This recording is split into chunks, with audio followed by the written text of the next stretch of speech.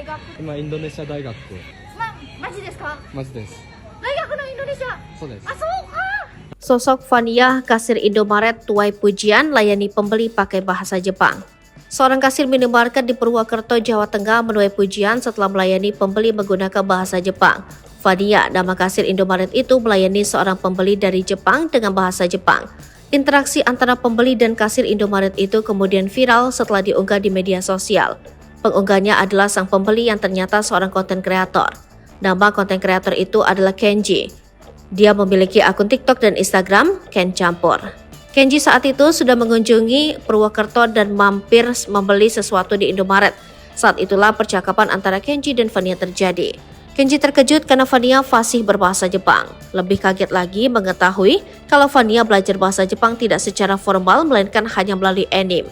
Seorang konten kreator asal Jepang bernama Kenji mengunjungi Purwokerto dan mengalami pengalaman menarik di sebuah minimarket. Saat berbelanja, ia bertemu dengan seorang pegawai wanita yang ternyata memiliki kemampuan berbahasa Jepang yang luar biasa. Ketika Kenji mengungkap bahwa dirinya kuliah di Universitas Indonesia, sang pegawai terkejut. Pegawai tersebut bahkan mengakui mengetahui Kenji melalui video-videonya di platform online. Dalam percakapan dengan Kenji, pegawai minimarket bernama Fania mengungkapkan bahwa ia hanya belajar bahasa Jepang selama 2 tahun. Menariknya, Fania tidak pernah mengikuti kursus bahasa Jepang dan mengaku hanya belajar dengan menonton anime. Kenji pun terkejut dengan kefasihannya, terutama karena Fania tidak memiliki teman Jepang dan mengasah kemampuannya hanya dengan latihan dan menonton anime.